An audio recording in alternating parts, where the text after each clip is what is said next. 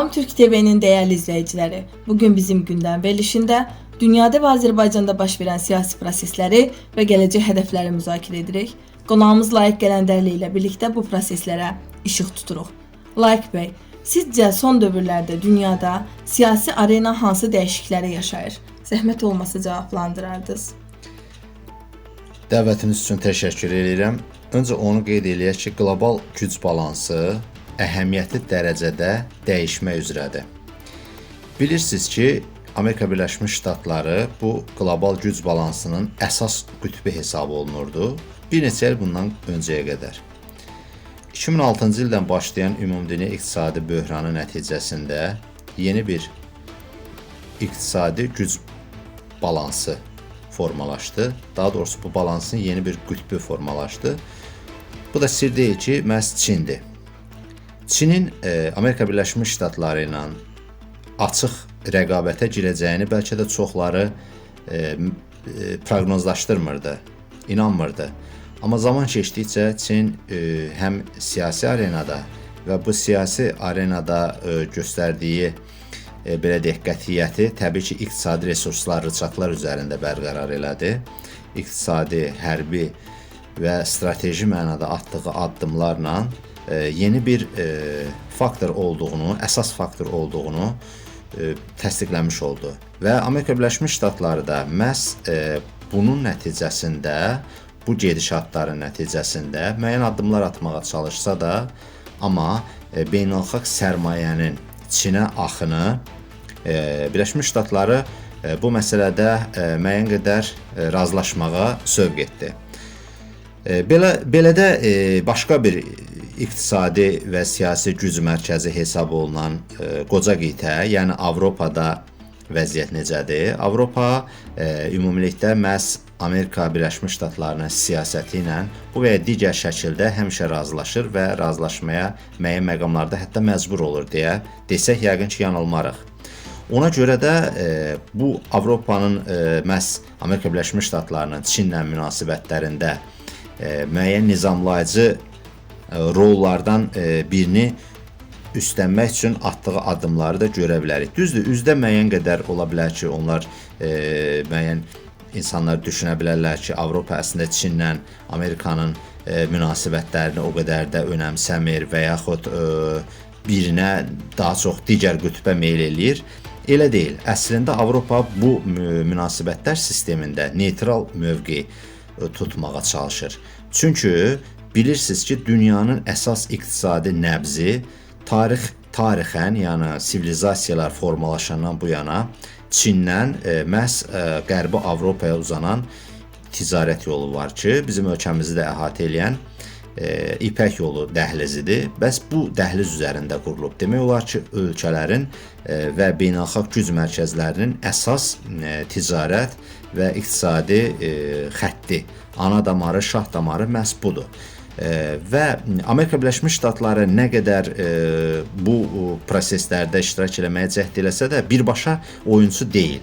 Birbaşa oyunçu olmamaq Amerika Birləşmiş Ştatları üçün mənfi tərəfidir. Çin isə bu prosesin, iqtisadi prosesin birbaşa həlqəsidir. Yəni əsas həlqəsidir, başlanğıc mərhələsidir. Ona görə də mən düşünürəm ki, Amerika Birləşmiş Ştatları bir günün içində süqut etməyəcəyi kimi Çin də bir günün içində məhz dünyanın hegemonu olmayacaq. Burada ikinci, üçüncü dərəcəli qüvvələr var, olacaq və hətta o ikinci, üçüncü dərəcəli saydığımız qütblər də zaman-zaman özünü beynəlxalq müstəvidə sübut etməyə çalışacaqlar. Bəs sizcə bu dəyişikliklərin region ölkələrinin siyasətinə təsiri necə gözlənilir? Hansı təsirlər olacaq? Region ölkələri deyəndə yəqin ki, bizim də daxil olduğumuz regionu və bir qədər bizdən ətrafda yerləşən ölkələr. Elə mən öncə sizin sualınıza cavab verərkən o məsələni qeyd elədim ki, İpək yolu. Bəli, Azərbaycan, yəni həm Mərkəzi Asiya, həm Qafqaz regionu, həm yaxın Orta Şərqin nisbətən şimalı, belə deyək, konkret Türkiyə bu proseslərdən istəsə də kənarda qala bilməz. Bəzən açıq deyək ki, deyirlər ki, Türkiyə NATO üzvü olsa da məhz Rusiyaya meyilli siyasət yürütməyə çalışır, Çin yönümlü siyasət yürütməyə çalışır. Mən belə deməzdim. Türkiyə və Rusiya öndərliyində Türk İslam Birliyi artıq formalaşıb, onun ilkin addımları çoxdan atılıb və hər keçən gün, hər keçən ay düşünürəm ki, bu birliyin, düzdür biz buna Türk Dövlətləri Təşkilatı deyirik, amma burada zaman-zaman görürük ki, digər ölkələrin rəsmiləri də iştirak edir bu tədbirlərdə və bu tədbirlərin keçirilməsi onlar da biganə deyirlər. Elə götürək lap ərəb ölkələri olsun, Qətər olsun, Səudiyyə Ərəbistanı olsun. Yəni bunlar təbii ki, Mərkəzi Asiya ölkələri də bu prosesin içində birbaşa iştirakçıdır. Bu güc mərkəzləri halına, mövqeyinə gəlmək üzrədir. Götürək elə Türkiyənin Rəcəb Tayyip Ərdoğanın öndərliyində apardığı siyasət, Azərbaycanın İlham Əliyevin öndərliyində apardığı siyasət məhz mərkəz mövqeydə dayanan ölkələrin siyasi xəttinə yaxın bir addımlardır. Yəni bu nə deməkdir? Biz kiminsə tərəfində dayanmırıq, biz özümüz ayrıca tərəfik. Biz iqtisadi maraqlarımız üçün, siyasi maraqlarımız üçün, o cümlədən biraz da xırdalasaq, hərbi, mədəni, ticarət və digər maraqlarımız üçün öz mərkəz mövqeyimizi formalaşdırırıq. Və müəyyən mənada böyük güc balansları da bizim maraqlarımızla razılaşmağa məcbur olurlar.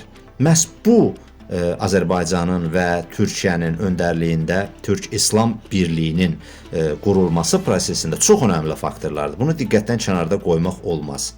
Və bu bizim təkcə özümüz üçün, belə deyək, ictimaiyyət üçün deyil, beynəlxalq müstəvidə də, beynəlxalq təşkilatların belə deyək ki, diqqətindən kənarda qalmır və onlar da bunu açıq-aşkar görürlər. Onlar sadəcə olaraq Azərbaycanın və Türkiyənin atdığı addımların nə dərəcədə effektiv olduğunu bəzən məyusluqla izləyirlər. Çox nadir hallarda da məhz sevinclə, belə deyək ki, şadlıqla bu prosesi izləyirlər ki, bəli, bizim tərəfdaş olduğumuz, müttəfiq olduğumuz, strateji müttəfiq olduğumuz dost və qardaş ölkələr bizim uğurlarımıza əlbəttə ki, sevinirlər beynəlxalq təşkilatlar çərçivəsində. Bəs bizə maraqlı olan digər məqam odur ki, bu beynəlxalq təşkilatlar və diplomatik addımların bu prosesdə nə dərəcədə təsiri var? Yəni bunu necə əsaslandıra bilərsiniz? Bilirsiniz, başlayaq dünyanın, yəni qlobal belə deyək, miqyasda düşünsək, ən böyük təşkilatı bilirik ki, Birləşmiş Millətlər Təşkilatıdır. Dünyanın 3-cü dərəcəli ölkələri sayılan ölkələrin rəhbərləri də, dövlətlərin rəhbərləri belə çıxırlar BMT kürsüsündən, BMT-nin Ali Şurasının iclaslarında elan edirlər ki, bəli, BMT islahatlara möhtac qalmış bir qurumdur. Yəni BMT-nin artıq sözün həqiqi mənasında, yer gəlmişkən onu da deyim ki, Rəcəb Tayyip Ərdoğan da, İlham Əliyev də, digər liderlər də məhz bunu dəfələrlə müxtəlif formatlı görüşlərdə ifadə ediblər ki, bəli, BMT artıq yenilənməyə möhtac bir qurumdur. O mənada BMT-nin artıq bu proseslərdə birbaşa və yaxud təsir mexanizmi olaraq çıxış etməsi artıq səmimi desək real görünmür.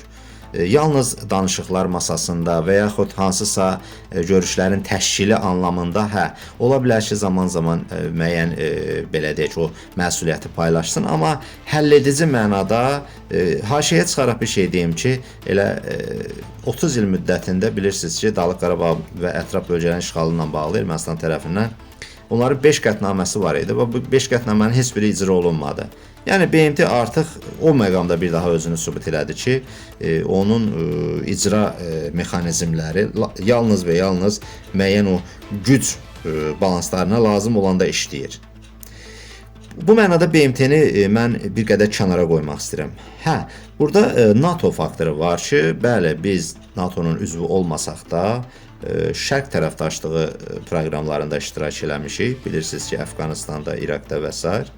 Və o mənada da NATO, bəli, məhz onu da nəzərə alsaq ki, elə Türkiyə də NATO-nun bir üzvüdür və biz də Türkiyə ilə çox yaxın qardaş, dost münasibətlərimiz var.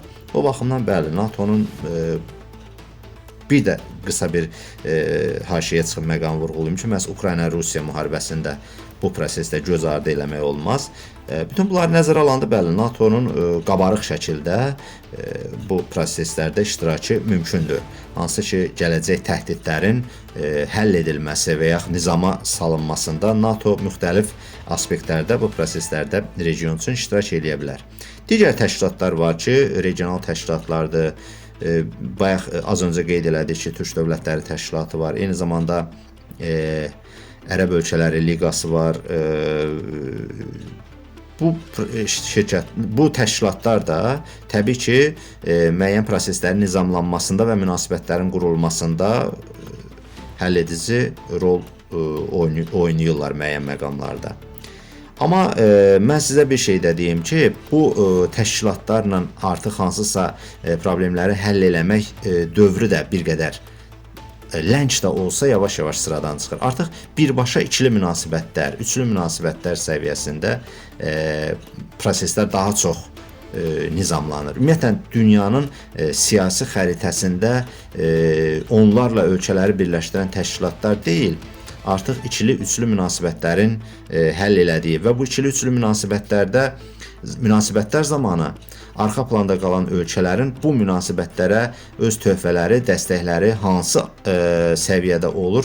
Məhz problemlər, məsələlər daha çox bu aspektdə öz həllini tapır və getdikcə yəqin ki, bu məsələ daha çox dərinləşəcək və daha çox yeni üfüqlərə işıq tutacaq.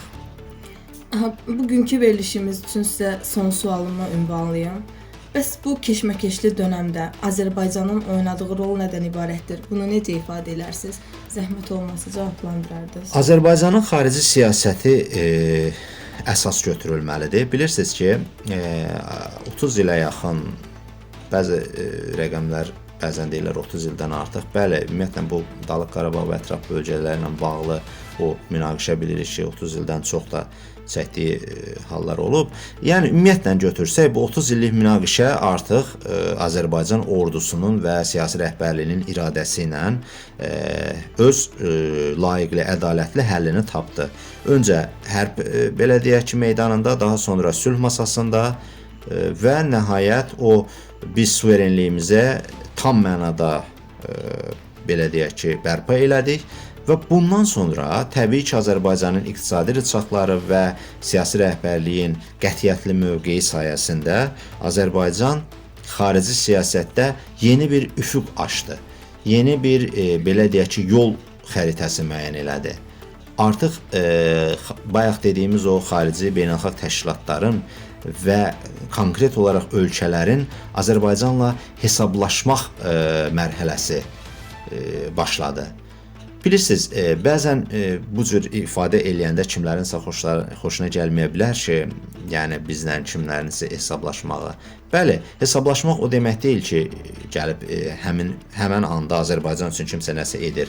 Amma müəyyən mənada Azərbaycanın fikirlərinin dəstəklənməsi, müəyyən mənada Azərbaycanın qaldırdığı problemlərin bu və ya digər şəkildə həll olunması və bu həll olunması üçün atılan addımlar, göstərilən səylər elə Azərbaycanın özünün xarici siyasətinin ən başlıca uğurlarından biridir.